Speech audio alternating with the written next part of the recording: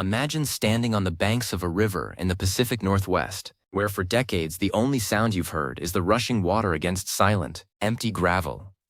For nearly a century, these waterways, which were once the pulsing arteries of a massive continent, have been thinning out, losing the silver flash of life that once defined them. But recently, a project of such staggering scale was launched that it felt like trying to jumpstart the heart of the entire hemisphere. 40 million salmon were released into the wild in a single, coordinated massive effort.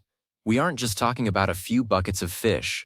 We are talking about a silver tide designed to reclaim the mountains, the forests, and the very soil of the region. Most people thought it was too much, too fast, and that the ecosystem couldn't handle such a sudden influx. But what happened next was stunning. It wasn't just about fish in the water. It was about a biological explosion that reached the tops of the oldest cedar trees and the bellies of the most elusive mountain creatures. Today, we are diving into the incredible reality of what happens when you pour 40 million lives back into a starving landscape. To understand why 40 million is the magic number, you have to realize that salmon are not just fish. In the eyes of an ecologist, a salmon is a nutrient delivery system. They spend their lives out in the vast, rich pastures of the Pacific Ocean, soaking up nitrogen, phosphorus, and carbon from the sea. Then, driven by an ancient ironclad instinct, they swim back against the current, climbing thousands of feet into the mountains to return to the specific gravel bed where they were born. When they arrive, they aren't just fish. They are concentrated bundles of ocean fertilizer. For nearly 100 years, the dams and the overharvesting had cut off this fertilizer supply. The forests were becoming malnourished, the soil was getting thin, and the entire food web was fraying at the edges. The release of 40 million salmon was essentially a massive infusion of vitamins for a dying region. The first stunning thing that happened occurred almost immediately after the release. Everyone expected a feeding frenzy from predators like gulls and seals, but they didn't expect the social reaction of the resident wild fish. As these millions of young salmon began their journey toward the ocean, they triggered a behavioral shift in the existing wild populations. The sheer density of the fish provided a safety in numbers effect that allowed even the most timid wild fry to venture out into the main currents. It was a massive wave of energy that swept down the rivers. But the real surprise came 3 to 4 years later, when the first of those 40 million started to return from the ocean as massive, powerful adults. When that silver wall of fish hit the estuaries, the scale of the return was so great that it actually changed the chemistry of the water. Scientists monitoring the river mouths noticed a significant spike in dissolved nutrients. But it wasn't just the water. The sound of the rivers changed. Local residents described it as a constant, rhythmic splashing that hadn't been heard in generations. This was the sound of millions of pounds of muscle fighting against the current. And as they pushed deeper into the heart of the forest, the salmon effect began to radiate outward in ways that caught researchers completely off guard. Let's talk about the trees. You might wonder how a fish in a river can affect a tree 100 feet tall, but this is the secret of the Pacific Northwest. When bears, eagles, and wolves pull these salmon out of the water to eat them, they don't finish the whole fish in one spot. They drag the remains deep into the woods to eat in peace. They leave behind the heads, the spines, and the scraps. These remains decompose directly into the roots of the ancient Douglas firs and western red cedars. Scientists used isotopic testing to track marine-derived nitrogen and found that those 40 million salmon were responsible for up to 80% of the nitrogen in the trees located near the riverbanks. This massive influx of ocean nutrients caused the trees to grow up to 3 times faster than usual. The salmon were literally building the forest from the ground up. But it didn't stop with the trees. With faster growing, healthier forests came a massive increase in insect life. More insects meant more food for songbirds. Suddenly, valleys that had been quiet for a lifetime were filled with the calls of warblers and flycatchers. The abundance of fish also reached the very top of the food chain, the orcas. For years, the southern resident killer whales had been struggling, their populations dwindling because they couldn't find enough high-fat Chinook salmon to sustain their massive bodies. When the returning wave of 40 million salmon reached the coastal waters, the orcas found a feast that reversed years of decline. Observers noted that the orcas were more active, traveling in larger groups, and most importantly, they were successfully nursing new calves. The fish provided a bridge between the deep ocean and the mountain peaks, connecting the orca to the eagle through a single silver thread. The unexpected part for many was how the salmon affected the physical shape of the rivers themselves. When salmon spawn, they use their tails to dig redds, or nests, in the gravel. When you have millions of fish doing this simultaneously, they are essentially rototilling the riverbed. This massive movement of gravel cleans out fine silt and opens up the spaces between the rocks. This allows oxygen-rich water to flow deeper into the riverbed, which benefits all sorts of aquatic insects and other fish species. The salmon weren't just using the river, they were engineering it. They were creating a cleaner, more vibrant habitat just by their presence. And then there were the bears.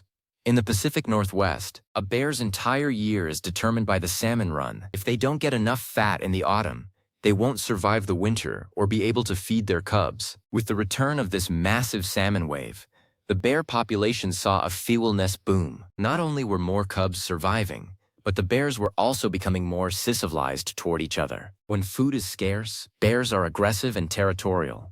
But when there are 40 million salmon in the system, there is more than enough for everyone. Researchers observed bears fishing side by side in peace, a social behavior that only happens during times of extreme abundance. The salmon were actually reducing conflict in the wilderness. The ripple effect reached the smallest creatures too. Scavenging insects, fungi, and bacteria thrived on the remains. This created a rich, loamy soil that allowed for an explosion of wildflowers and berry-producing shrubs. These berries then fed the smaller mammals like voles, squirrels, and marmots. The 40 million salmon release was like a giant bank deposit into the region's biological savings account, and every single resident of the forest was getting a dividend check. A project of this scale, however, required incredible technological and logistical precision. You can't just throw 40 million fish in a truck and dump them. These salmon were raised in specialized hatcheries that used conservation-first protocols. They were exposed to natural river water and conditioned to recognize the scent of their home stream. The goal wasn't just highly productive fish, but smart fish that could survive the gauntlet of the open ocean. Biologists used tiny, high-tech tags to track their movements, providing a data map of the Pacific that was unprecedented in its detail. We learned more about the secret life of the ocean in 3 years of this project than we had in the previous 30. One of the most stunning human elements was the return of the indigenous Uffer salmon ceremonies. For the tribes of the Pacific Northwest, the salmon is more than food. It is a sacred relative. Seeing the rivers fill up again brought a sense of cultural healing that is hard to measure with science. It proved that the damage of the past 100 years wasn't permanent. With enough will and enough resources, we can actually turn back the clock. The rivers that were once considered broken were suddenly vibrant and loud again. But let's look at the economics, because this is a huge nature project that actually paid for itself. The return of the 40 million salmon revitalized the local fishing industry, creating thousands of jobs and pumping millions of dollars into coastal communities. But the invisible economy was even bigger. The healthier forests sequestered more carbon, meaning the salmon were helping to fight climate change. The cleaner rivers reduced the cost of water filtration for downstream cities. The increase in wildlife tourism brought visitors from all over the world. It turns out that a healthy ecosystem is the most profitable infrastructure a country can own. There was also a surprise in the way the salmon interacted with the invasive species in the region. For years, non-native fish had been taking over the quiet, stagnant pools of the degraded rivers. But when the massive, aggressive adult salmon returned, they reclaimed their territory. Their vigorous movement and the way they changed the riverbed made the environment less hospitable for the invaders and more perfect for the native species. It was a case of the original owners coming back and cleaning up the neighborhood. What researchers are most excited about is the long-term genetic legacy of this release. By introducing such a massive number of healthy individuals into the wild genetic pool, they have increased the resilience of the species. In a world with changing ocean temperatures and shifting weather patterns, genetic diversity is the only defense. Those 40 million salmon carried with them a library of traits. Some are better at swimming through warm water, some are better at finding food in deep currents, and some are better at resisting new illnesses. This diversity is the insurance policy for the future of the Northwest. The story of the 40 million salmon is also a story about the nutrient conveyor belt.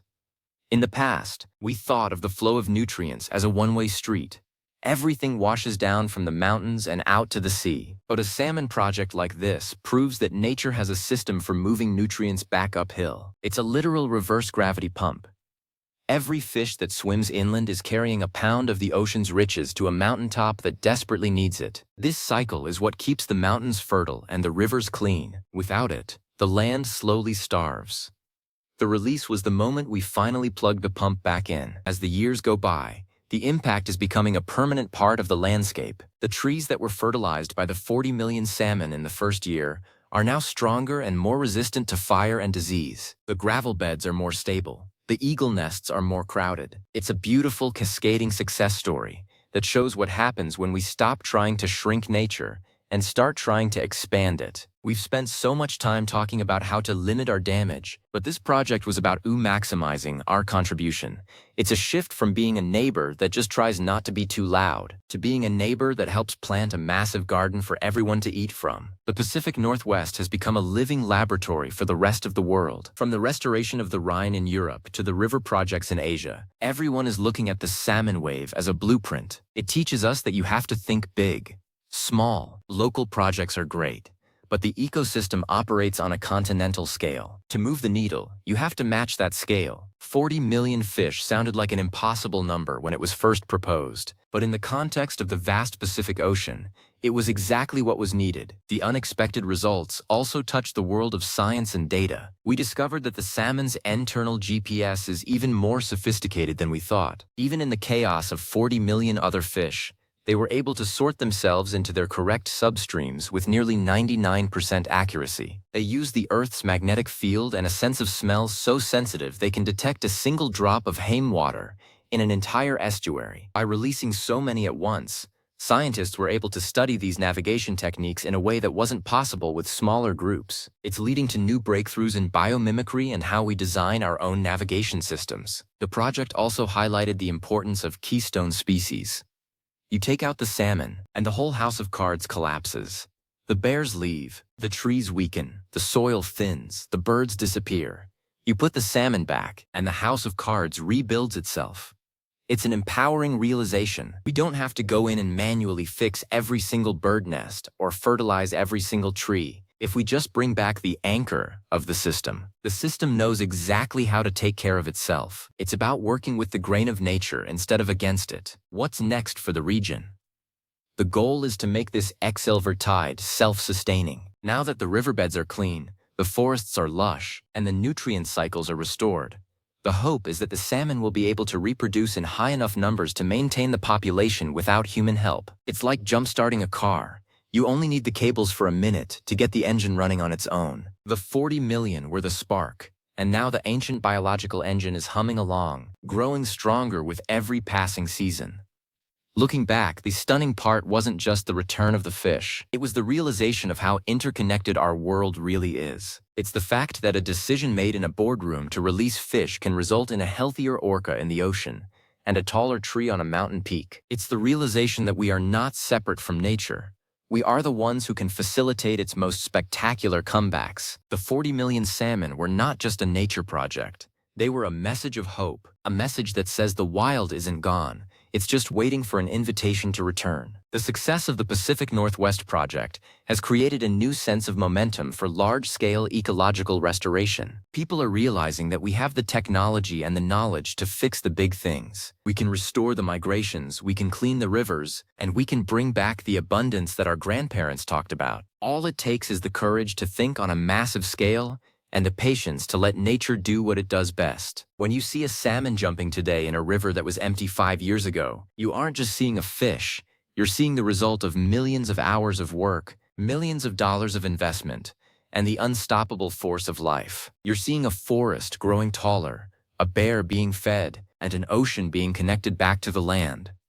You're seeing a landscape that has regained its soul. The stunning reality of the 40 million salmon release is that it worked even better than we dreamed. It proved that nature is incredibly resilient if you just give it a fair chance. And as that silver tide continues to wash over the Northwest, it carries with it the promise of a future where both humans and the wild can thrive together in a loud, splashing, vibrant harmony.